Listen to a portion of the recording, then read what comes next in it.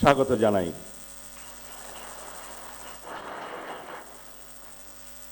এই শপথ গ্রহণ অনুষ্ঠানে একটু পরে প্রধান নির্বাচন কমিশনার জাতীয় সংসদের সদস্য হিসেবে আপনাদের শপথ পাঠ পরিচালনা করবেন। সংবিধান অনুযায়ী 148 আর্টিকেল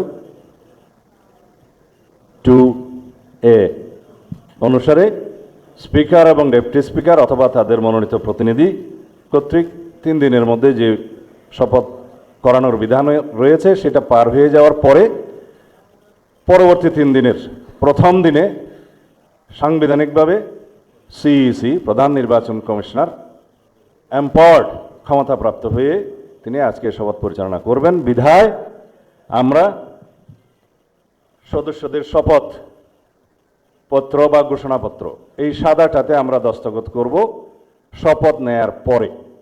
এখানে আপনাদেরকে বলা হয়েছে আমি ... জায়গায় নিজের নাম লিখবেন এবং এখানে সংসদ সদস্যদের আসন, জাতীয় নাম্বার এবং জেলার নাম্বার। সাপোজ আমার নাম্বার হচ্ছে 294 কক্সবাজার 1, সেটা লিখতে হবে। এখানে নিচে আছে নির্বাচনী এলাকার নম্বর, স্বাক্ষর এই জায়গায়। এর বাইরে আরেকটি এই স্কাই, এটা সবুজ না নীল কালার যে ফর্মটা আছে, এটা সংবিধান সংস্কার পরিষদ সদস্যদের শপথ ফর্ম। আমরা কেউ সংবিধান সংস্কার পরিষদের সদস্য হিসেবে নির্বাচিত হইনি এবং সংবিধানে এটা এখনো ধারণ করা হয়নি।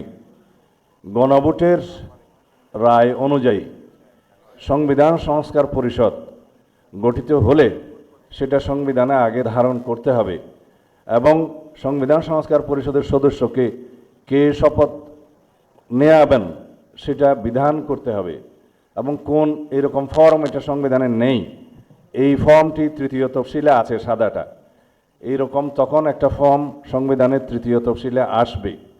সেগুলো সাংবিধানিকভাবে জাতীয় সংসদে গৃহীত হওয়ার পরে তখন জাতীয় সংবিধান সংস্কার পরিষদের সদস্যদের শপথ নেয়ার বিধান করা যাবে।